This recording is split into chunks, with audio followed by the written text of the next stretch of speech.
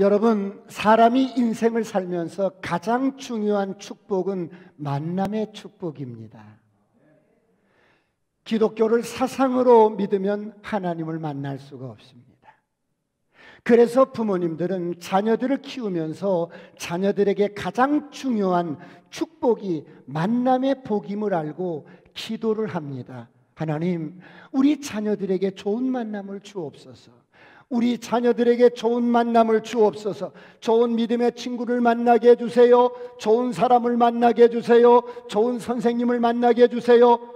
사랑하는 성도 여러분, 왜 부모님들은 이렇게 자녀들에게 좋은 만남을 위해서 기도를 하실까요? 사람은 누구를 만나느냐에 따라서 삶이 달라집니다. 사람은 누구를 친구로 삼느냐에 따라서 운명이 달라집니다. 근묵자흑이요 근주자적이니라. 먹을 가까이 하는 자는 검고 불금을 가까이 하는 자는 붓다는 말입니다. 사람은 누구를 만나느냐에 따라서 인생의 성공과 실패를 경험하기도 합니다. 사람은 누구를 만나느냐에 따라서 꿈과 비전의 크기가 결정이 됩니다. 사람은 누구를 만나느냐에 따라서 삶의 질이 달라집니다. 오늘 이런 은혜가 있기를 축원합니다. 축원합니다. 할렐루야. 그래서 우리 부모님들은 자녀들을 위해서 기도할 때 좋은 친구 만나게 해주세요. 좋은 스승 만나게 해주세요. 좋은 지도자 만나게 해주세요. 좋은 배우자 만나게 해주세요. 우리 부모님들은 늘 그렇게 기도합니다. 사랑하는 성도 여러분, 그렇다면 왜 사람은 만남이 중요할까요? 영향을 받기 때문입니다. 바보 온달이 평강공주를 만나서 한 시대를 풍미합니다. 인생을 성공합니다. 어리석은 남자가 현숙한 여인을 만나면 남편이 세워져요. 가정이 세워집니다. 자녀들이 세워집니다. 그러므로 좋은 친구가 있는 사람은 행복한 사람이에요. 좋은 스승이 있는 사람은 행복한 사람입니다. 부모나 자녀들의 인생의 여정 속에서 좋은 스승이 한 사람만 있어도, 좋은 친구가 한 사람만 있어도 그 사람은 절대로 잘못되지 않습니다. 그런데 불행한 사람은 특징이 있습니다. 참된 스승이 없다는 거예요. 참된 친구가 없다는 것입니다. 수많은 사람들 가운데 좋은 스승을 만나지 못한 사람입니다. 참된 스승이 없는 사람은 인생이 정말 불행한 사람입니다. 참된 스승이 없는 사람은 사실 잘 될 가능성이 희박합니다. 그래서 좋은 친구 만나는 것, 좋은 스승을 만나는 것이 얼마나 중요한지 모릅니다. 사랑하는 성도 여러분, 그렇다면 우리가 왜 좋은 친구를, 좋은 사람을, 좋은 스승을 만나는 것이 중요할까요? 첫째로, 좋은 영향을 받기 때문입니다.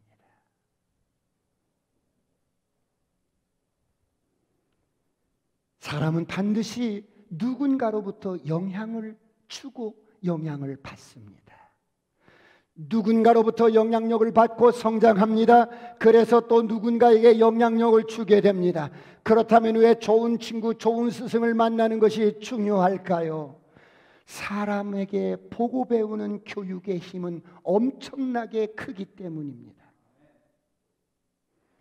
그래서 이 세상에서 인간처럼 자녀들을 교육하고 학습시키는 존재가 없습니다. 인간에게서 교육이라는 것을 학습하지 않으면 인간은 그냥 연약한 존재일 뿐입니다. 사람은 나무와 같아서 잘 가꾸어주고 거름도 주고 가지치기도 해주고 땅도 가꾸어주면 좋은 나무가 되고 거목이 됩니다. 그러나 가꾸지 않으면 황폐해져 버립니다. 굽어져 버립니다. 여러분, 동물들도 교육이 있습니다. 교육받지 못한 동물은 그 구실을 하지 못해요. 요즘 고양이들은 쥐를 못 잡아요. 왜요? 어미로부터 배워본 적이 없기 때문에 고양이에게 사료를 주고 먹이를 주어서 키우니까 글쎄 말이에요. 고양이가 쥐를 보면 무서워서 도망간대. 오늘 저와 여러분의 삶은 어떻습니까? 어제까지 누군가로부터 영향을 받고 영향을 주고 여러분 보고 배운 삶의 결과가 오늘 우리의 모습입니다. 그렇다면 여러분, 오늘 여러분들에게는 오늘을 있게 하신 좋은 스승이 계시는지요? 제게는 좋은 스승이 있습니다. 좋은 스승과의 만남이 오늘 저를 있게 한 가장 중요한 요인 중에 하나입니다. 이렇게 스승의 날이 아니어도 저는 늘 스승에 대한 고마움을 품고 살아갑니다. 사랑하는 성도 여러분, 좋은 스승을 만나는 것은 평생의 가장 큰 축복임을 믿으시기 바랍니다. 할렐루야. 그렇다면 어떻게 좋은 스승을 만날 수 있을까요? 여러분, 선생님은 똑같이 가르칠 수 있습니다. 그런데 좋은 스승을 찾고 만나는 것은 내 몫입니다. 인생을 살면서 첫 번째 만남은 하나님께서 우리에게 주신 축복입니다. 그런데 그 다음부터의 관계는 내가 세워가고 내가 노력하고 내가 만들어가는 것입니다. 오늘 이런 은혜가 있기를 축원합니다. 좋은 스승은 내가 찾고 내가 만들어가는 것입니다. 수많은 사람들이 있지만 가르친다고 다 제자가 되는 게 아닙니다. 사람을 가르친다고 다 배우지 않습니다. 가르친다고 다 듣거나 행하지 않습니다. 그러나 좋은 제자는 배우려고 하는 열정이 있습니다. 오늘 이런 은혜가 있기를 축원합니다. 그래서 좋은 제자가 되는 것입니다. 그러나 아무리 여러분 배우려고 해도 본이 될 만한 스승이 없다면 당연히 인생에 본이 될 만한 스승이 없을 것입니다. 그런데 반대로 아무리 좋은 스승이 있어도 배우려는 마음이 없다면 그 또한 좋은 스승을 만나기는 어려울 것입니다. 사랑하는 성도 여러분, 지금 학교는 많습니다. 그런데 스승은 없다고 합니다. 정말 스승이 없을까요? 아닙니다. 배우려고만 하면 개미에게 가서도 배울 수가 있어요. 스승이 없긴 왜 없겠습니까?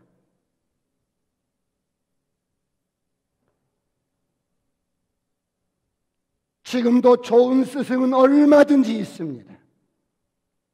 배우려고 하면 학교도 있고 여러분 주일학교도 있고 교회도 있고 여러분 친구 셋만 모여도 스승이 있습니다.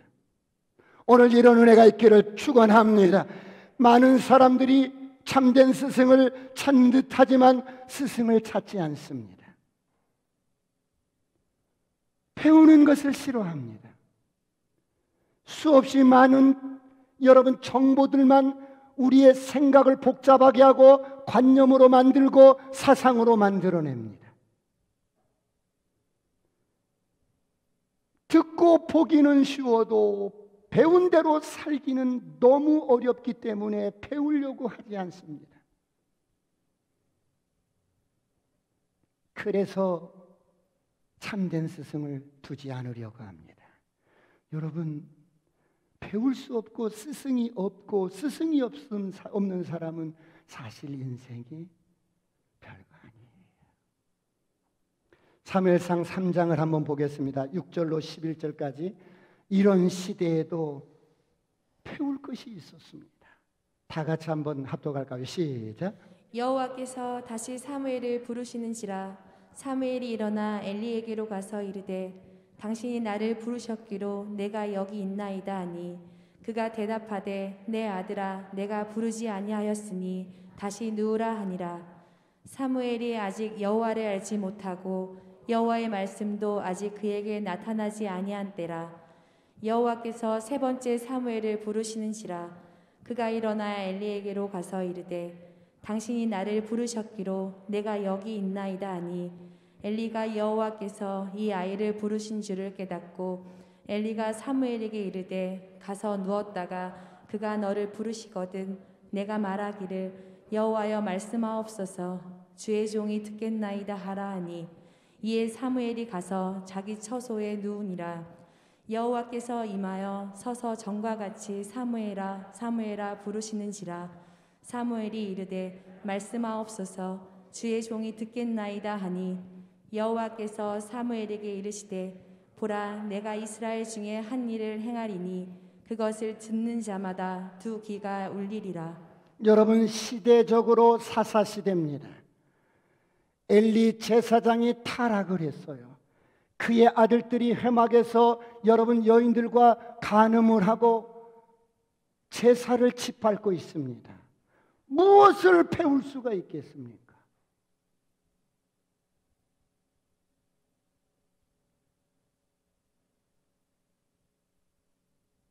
아무것도 배울 것이 없습니다. 그런데 이렇게 타락한 엘리 제사장이 어린 사무엘에게 매우 중요한 가르침을 주는 겁니다. 하나님이 자꾸 사무엘을 부르시는데 사무엘에게 경험이 없고 지식이 없으니까 하나님이 부르시는 것을 모릅니다. 그러나 아무리 타락한 제사장이지만 엘리는 하나님이 사무엘을 부르시는 줄을 알았습니다. 아, 하나님이 이 아이를 부르시는구나. 그리고 사무엘에게 가르칩니다.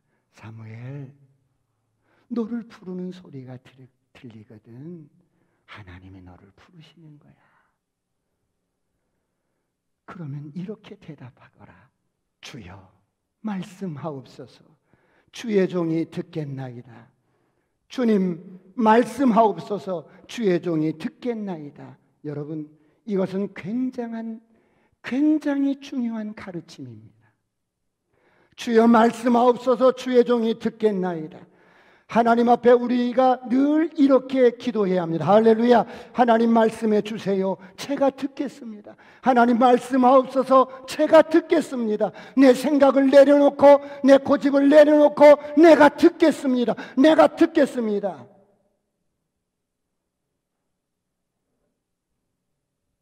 이렇게 하나님의 음성을 듣고 순종하는 것이 제사를 드리는 것보다 낫다고 합니다. 오늘 이런 은혜가 있기를 축원합니다. 여러분, 오늘 저와 여러분은 어떻습니까? 주의 음성이 들려집니까?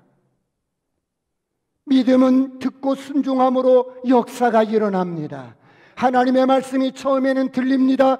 그리고 여러분 기쁘고 즐겁게 순종을 합니다. 점점 주의 말씀이 더 잘 들립니다. 그 말씀이 재미있어서 자꾸만 순종합니다. 그러나 말씀을 듣고 순종하지 않으면, 행동하지 않으면 말씀이 안 들립니다. 그래서 많은 사람들이 기독교를, 살아계신 하나님을 만나지 못하고 사상으로 여기는 겁니다. 그래서 하나님을 떠나갑니다. 사랑하는 성도 여러분, 그렇다면 내가 좋은 스승을 만나려면 어떻게 해야 할까요? 두 번째, 내가 먼저 좋은 제자가 되어야 합니다. 여러분, 좋은 스승을 만나려면 내가 먼저 좋은 제자가 되어야 합니다. 그렇게 타락한 시대에 모든 사람이 타락했다고 손가락질을 하는 그런 시대에 엘리로부터 사무엘은 가르침을 받습니다. 뭐가 문제예요? 문제될 게 있어요, 여러분? 문제가 뭔데요? 문제될 거 없어요.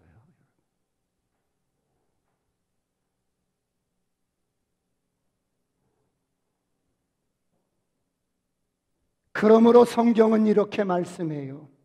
히브리서 5장 12절을 다 같이 보겠습니다. 오늘 본문입니다. 다 같이 시작. 때가 오래되었으므로 너희가 마땅히 선생이 되었을 터인데 너희가 다시 하나님의 말씀의 초보에 대하여 누구에게서 가르침을 받아야 할 처지이니 단단한 음식은 못 먹고 젖이나 먹어야 할 자가 되었도다. 여러분, 좋은 선생이 되는 전제 조건이 있습니다. 좋은 스승이 되는 전제 조건이 있습니다. 그것이 무엇입니까? 내가 먼저 좋은 제자가 되어야 합니다.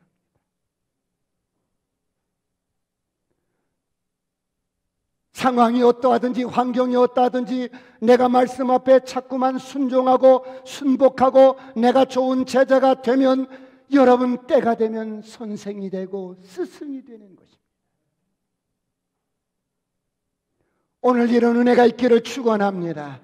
때가 오래되면 마땅히 선생이 되어야 할 텐데 아직도 초보를 버리지 못하고 있습니다. 왜 때가 오래되었는데 마땅히 선생이 되어야 할 텐데 아직도 초보에 머물러 있습니까? 저와 여러분이 제자로서, 좋은 제자로서 삶을 살지 않기 때문에 그렇습니다. 스승이 없어서 그런 것이 아닙니다. 사랑하는 성도 여러분, 부모인 저와 여러분은 먼저 예수 믿고 제자가 먼저 되어야 합니다. 좋은 제자가 되시길 축원합니다. 그리고 우리는 우리 자녀들을 제자로 삼아야 합니다. 저와 여러분은 아버지인 동시에 어머니인 동시에 저희 아이들에게는 스승입니다.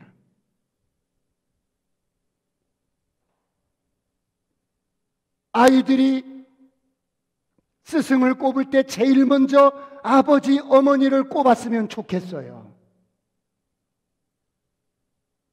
저와 여러분이 자녀들에게 좋은 스승이 되어주기를 축원합니다. 나는 다른 것은 몰라도 우리 어머니가, 우리 아버지가 하나님을 어떻게 섬긴 것이 눈에 선합니다.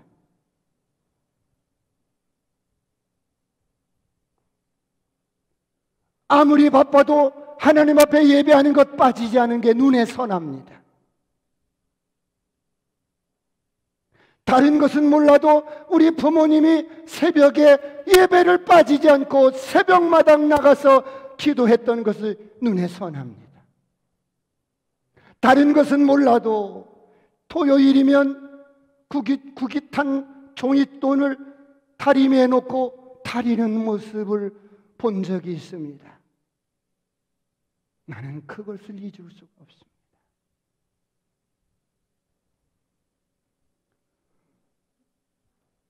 저와 여러분이 자녀들에게 좋은 스승이 되어주시기를 축원합니다. 사랑하는 성도 여러분, 그렇다면 스승인 저와 여러분이 자녀들에게 무엇을 가르쳐줘야 합니까? 이 세상을 사는 것이 만만치가 않습니다. 무슨 일을 하든지 만만치가 않습니다. 왜요? 이 세상은 죄와 사망이 주관하는 세상입니다. 그래서 원치 않게 이런 일 저런 일들이 치고 들어옵니다. 이런 세상을 살아가는 자녀들에게 오늘 스승인 저와 여러분이 무엇을 가르쳐야 합니까? 우리에게 주어진 자녀들, 결혼하기 전까지 우리에게 여러분 제자로 삼아야 할 가장 좋은 시기입니다.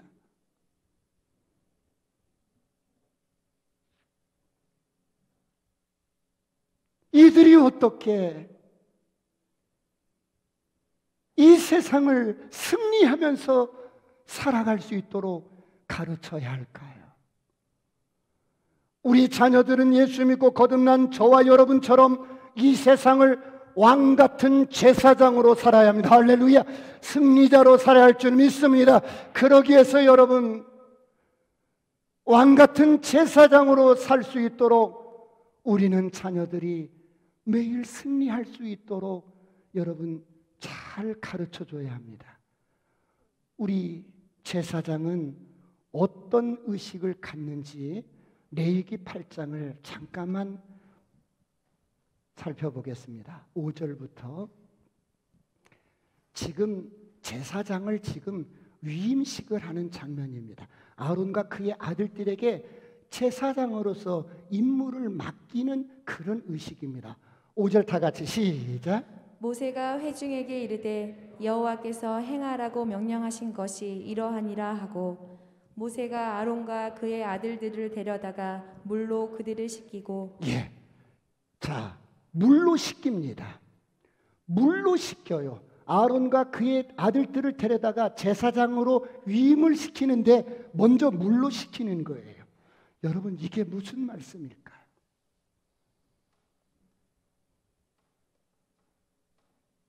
사람이 잘 씻어야 합니다. 씻지 않으면 냄새가 나고 계속해서 씻지 않으면 악취가 납니다. 여러분, 무엇을 의미합니까? 제사장을 위임하는데 지금 먼저 물로 씻기는 거예요. 그렇다면 오늘 저와 여러분은 왕같은 제사장이에요. 예수 그리스도 안에서 왕같은 제사장이에요. 우리는 무엇으로 씻겨야 합니까? 두 가지입니다. 첫 번째는 예수님의 보혈로 씻겨져야 합니다. 할렐루야. 그런가 하면 에베소서 5장 26절을 보겠습니다. 다 같이 한번 합독합니다. 에베소서 5장 26절 다 같이 시작. 이는 곧 물로 씻어 말씀으로 깨끗하게 하사 거룩하게 하시고 물로 씻어 말씀으로 깨끗게 하사 거룩하게 하시고 물과 말씀이 동격입니다. 아하, 날마다 우리는 예수님의 보혈로 씻김받을 뿐만 아니라 또 한 가지 말씀으로 씻김받아야 된다는 거예요. 할렐루야. 물과 말씀으로 씻어야 합니다. 매일 씻지 않으면 냄새가 나는 거예요. 악취가 나는 거예요. 여러분, 코로나가 창궐한 이때에 우리는 누구를 만나고 악수를 하거나 여러분 밖에 나갔다 오면 손을 씻습니다. 왜요? 여기에 바이러스나 세균이 묻어 있을까 봐. 오늘 저와 여러분은 왕같은 제사장으로 우리 자녀들이 이 땅에서 승리하면서 남은 인생을 멋지게 살게 하기 위해서는 보혈의 피로 늘 씻고 하나님의 말씀으로 씻어야 합니다. 할렐루야. 어디를 씻어야 하는데요? 사우나를 갔다 오라는 게 아니에요. 여러분의 마음을 씻어야 돼요. 할렐루야. 마음을 깨끗하게 씻으시길 축원합니다. 마음을 깨끗하게 씻으시길 축원합니다. 하루라도 씻지 않으면, 말씀 앞에 씻지 않으면 냄새가 나서 코를 찌릅니다. 보혈의 피로 씻고 하나님의 말씀으로 씻는다면 그런 사람은 가는 곳마다 생명의 냄새가 나고 예수 그리스도의 향기로운 냄새가 납니다. 할렐루야. 이런 은혜가 있기를 축원합니다. 씻으세요. 좀 씻으세요. 10년 전에 들었던 말들, 받았던 상처를 씻지 않고 계속해서 넣고 다니는 거야. 만나는 사람마다 악취를 풍기는 거야. 씻으시길 축원합니다. 이렇게 주님 앞에 나와서 이렇게 예배를 드리는데 보혈의 피로 씻김받고 하나님의 말씀으로 내 사고를, 내 생각을, 여러분 부정적인 것들을 깨끗하게 씻어버리시길 축원합니다. 두 번째, 우리는 자녀들을 가르칠 때 너는 왕같은 제사장이야. 그래서 이제 아론과 그의 아들들에게 여러분 에봇을 입힙니다. 그 가슴에는 흉패를 붙여줍니다. 여러분, 에봇을 입히는 거예요. 이제 예수 믿고 거듭난 저와 여러분은, 제자로 사는 저와 여러분은 내 옷을 입고 사는 것이 아닙니다. 저와 여러분이 입어야 할 옷은 예수 그리스도의 옷입니다. 할렐루야. 우리 주님이 입혀주는 의의 세마포 예수 그리스도의 옷을 입고 사시길 축원합니다. 내 옷을 입고 살면 천국 못 가요. 천국에 혼인잔치가 벌려졌는데 다른 사람들은 예수 그리스도가 입혀주시는 의의 옷을 입고 그리스도의 옷을 입고 혼인잔치에 참여했는데 한 사람이 자기 옷을 입고 온 거야. 이게 얼마짜린데? 내가 누군데? 그래서 왕이 묻습니다. 그대는 예복을 왜 입지 않았는가?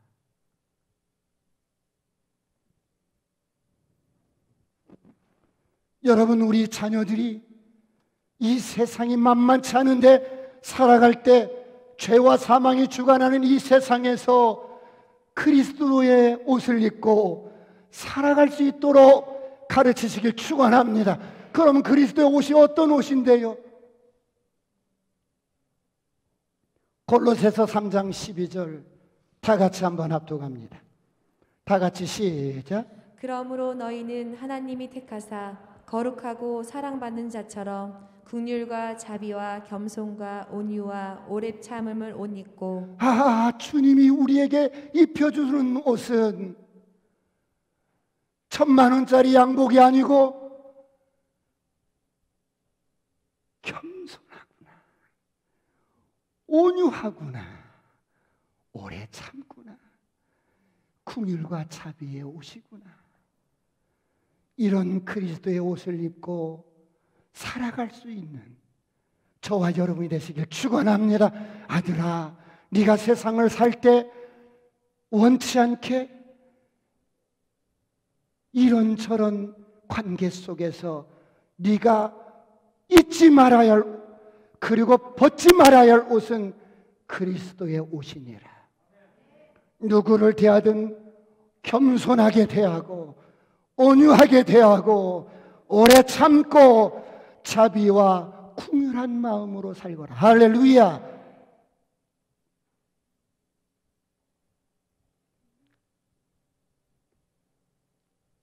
제사장으로서 사는데 가슴에 흉패를 붙입니다. 이 흉패는 이스라엘 12지파를 상징하는 12개의 보석이 흉패에 박혀 있어요. 여러분, 세상을 살다 보면 내 코드와 맞지 않는 사람들이 부지기수잖아요. 내 취향과 맞지 않은 사람들이 부지기수잖아요. 수많은 캐릭터들이 있잖아요. 정말 교만한 사람, 어떤 사람, 수많은 불의한 사람들이 있잖아요. 그런데 그런 수많은 사람들을 모든 모델이 12개의 보석으로 여기에 박혀 있는 거예요.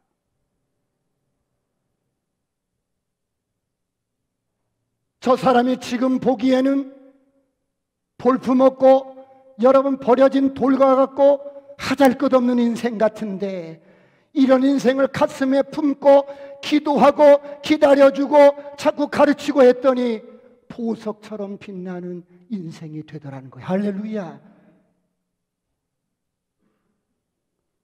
사람 윤리 도덕적인 것 가지고 판단하고 정죄하지 말고 가슴에 품고 살으라는 거예요.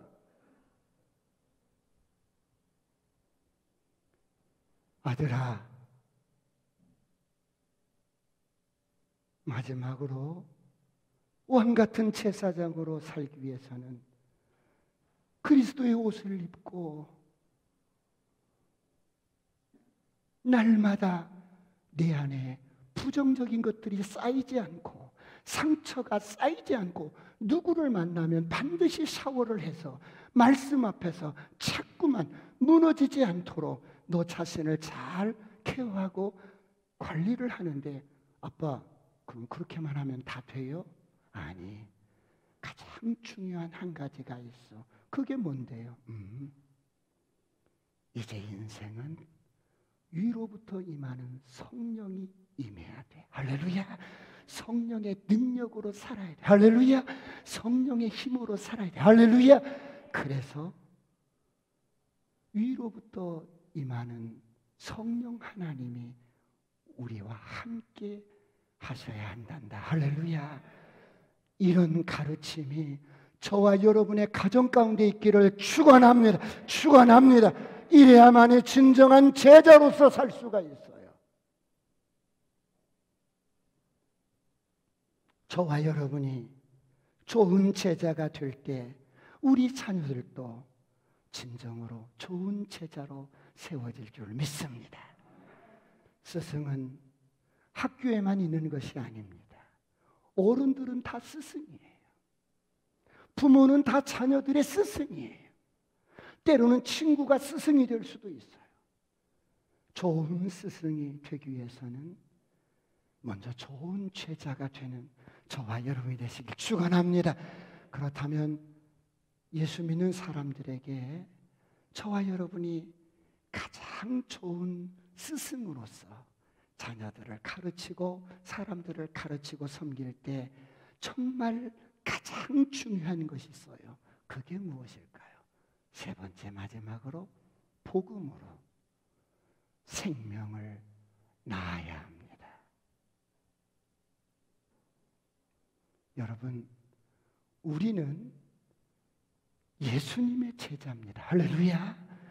그래서 반드시 물과 성령으로 거듭난 저와 여러분은 반드시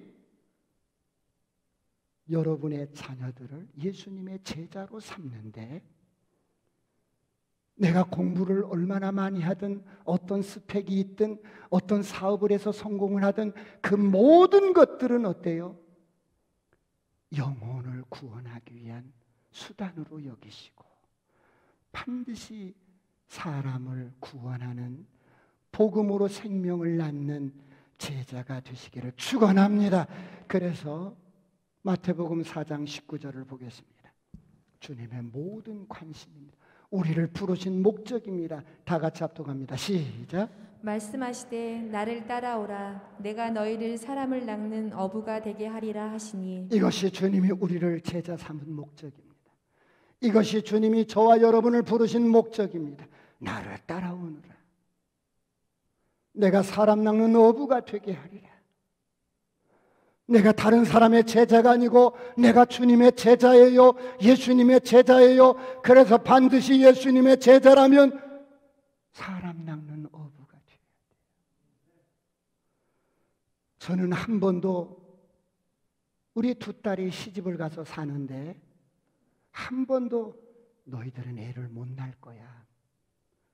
너희들은 애를 못 낳을 거야. 이렇게 생각해 본 적이 없어요.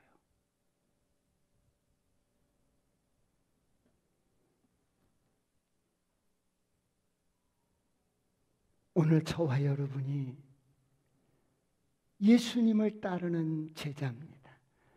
우리는 세상의 누구의 제자가 아니고 어떤 것의 제자가 아니고 유명한 어떤 사람의 제자가 아니고 예수님의 제자예요. 할렐루야. 그래서 반드시 복음으로 생명을 낳아야 돼요. 이런 은혜가 있기를 축원합니다. 축원합니다. 그래서 자녀들에게도 애야, 네가 인생을 어떤 스펙을 갖고 어떻게 사업을 해서 어떻게 성공하든지 너는 나의 제자로서, 너는 나의 제자로서, 예수님의 제자로서 반드시 복음으로 생명을 낳아야 된다.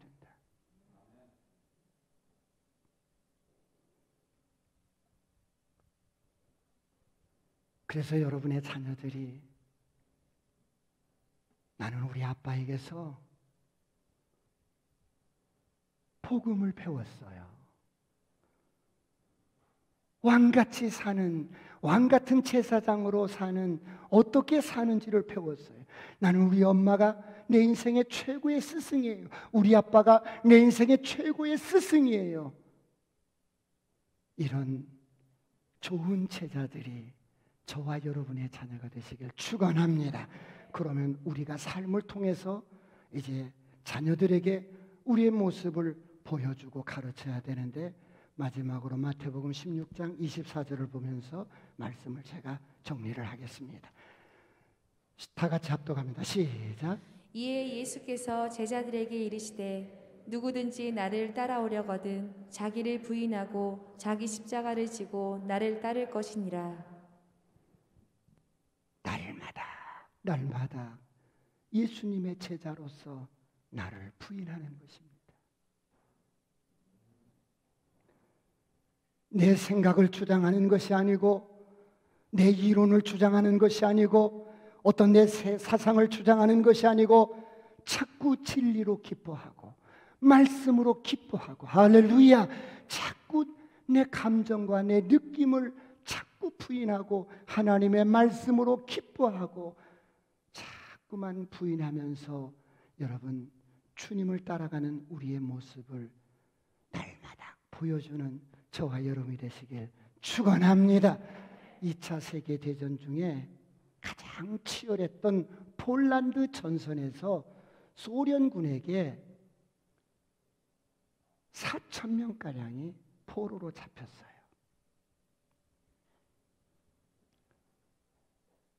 포로로 잡힌 이들은 사람이 아니었어요. 그냥 짐승처럼 처형과 노역에 의한 죽음으로 점점점 사라지고 400명 정도가 되었어요. 그러다가 마지막으로 그라도 베치라는 수용소에 그곳에 옮겨왔을 때는 다 죽고 79명 정도가 남았어요. 그들은 폭격으로 거의 폐허가 된 수도원의 건물을 수용소로 사용을 하는데 비참한 생활과 그냥 고된 노역들을 합니다. 열악한 환경과 제한된 급식에다가 가장 추운 계절이 되자 추위로 인하여 죽어나갑니다. 그들은 언제 죽을지 하루하루 토살장에 끌려온 짐승처럼 하루하루 그냥 목숨을 연명해 가는 것입니다. 그런 최악의 상황 가운데 자신들이 마지막 무너지지 않기 위해서 한 가지 아이디어를 생각해냅니다. 그들이 생각해낸 아이디어는 고된 노역이 맞춰지면 작은 모임을 갖는 것이었습니다. 그 모임을 통해서 서로가 서로를 이야기하고 세워주고 지적인 활동을 하는 거예요. 책도 신문도 자료도 아무것도 없는 그런 포로 수용소에서 그들이 무너지지 않게 마지막으로 그들이 하고 싶었던 것은 남아있는 사람들끼리 서로 모여서 이야기를 나누고 서로 세워주고 서로 격려해주고 우리가 사람인 것을 확인하는 것이었습니다. 수용소 측에 여러 번 탄원 끝에 수용소에서 그래 그러면 노역이 끝나면 그런 시간을 가질 수 있도록 허락을 해줬어요. 그들은 영하 45도의 혹한 속에서 종일 이어진 야외 노역으로 녹초가 된 상태에서 저녁이 되면 소그룹으로 모이는 시간을 가졌어요. 나는 밥만 먹고 일만 하는 소가 아니고 짐승이 아니고 인간이라는 것을, 최소한 인간이라는 것을 확인하는 시간들이었어요. 무너지지 않기 위해서 마지막으로 이들이 할 수 있었던 행동은 그들끼리 모여서 서로 위로하고 격려하고 지적인 활동을 통해서 우리가 인간이라는 것을, 그런 정체성을 확인하는 시간들이었어요.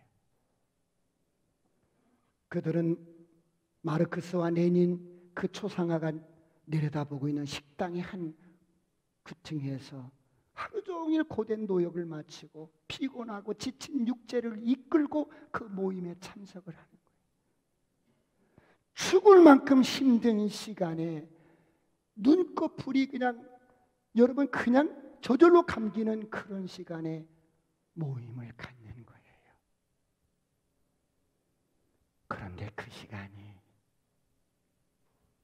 절망적인 상황 속에서 그들을 무너지지 않도록 지탱해 주는 것입니다.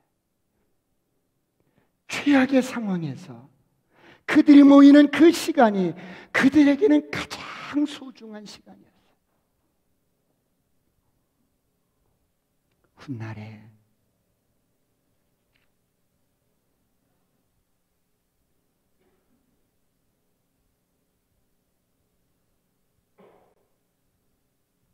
포로 수용소에서 살아나온 사람들이 고백하기를, 전쟁이 끝나고 살아남은 그들이 고백하기를, 그때 우리가 그렇게 힘든 상황 속에서 만나서 서로 세워주고 서로 격려해주고 손잡아주고 시식을 함께 나눴던 그 모임이 그때 군의관의 노트로 기록이 돼서 책으로 나왔는데 그게 무너지지 않기 위해서라는 제목의 책이 출판이 됐어요. 그 가운데 그 책을 썼던 사람은 이렇게 고백해요. 지금까지 자신의 생애 속에서 가장 행복했던 순간은 그때였다고. 사랑하는 성도 여러분, 죽음 앞에서 내가 누구인가를 알게 하는 그런 모임을 통해서 그들은 무너지지 않기 위해서, 마지막 무너지지 않기 위해서 서로가 서로를 확인해주고 정체성을 확인하고, 그래 우리가 인간이야, 그랬던 그 시간이 가장 행복했다고 합니다. 마지막 여러분에게 도전합니다. 코로나가 1년 이상 지금 지나고 있습니다. 여러분은 하나님 앞에서 무너지지 않기 위해서 무엇을 하고 계십니까? 여러분이 영적으로 몸부림치는 것이 무엇입니까? 죽음의 바람이 불어오는 이 코로나 속에서 멈추지 않고 무너지지 않기 위해서 몸부림치는 것이 있다면 무엇입니까? 내가 영적인 존재로서 정말 하나님 앞에 무너지지 않기 위해서 붙들고 있는 게 무엇입니까?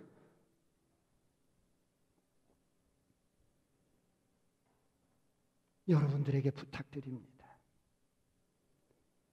저와 여러분의 영적인 생명과 같은 이 세포와 같은 가장 작은 셀 모임을 다시 시작하시길 축원합니다. 이유 불문하고 당신이 무너지지 않기 위해서입니다. 여러분이 무너지지 않기 위해서입니다. 할렐루야. 그러므로 성경은 말씀합니다. 마태복음 18장 19절로 20절에 다 같이 합독합니다. 시작. 진실로 다시 너희에게 이르노니 너희 중에 두 사람이 땅에서 합심하여 무엇이든지 구하면 하늘에 계신 내 아버지께서 그들을 위하여 이루게 하시리라. 두세 사람이 내 이름으로 모인 곳에는 나도 그들 중에 있느니라. 두세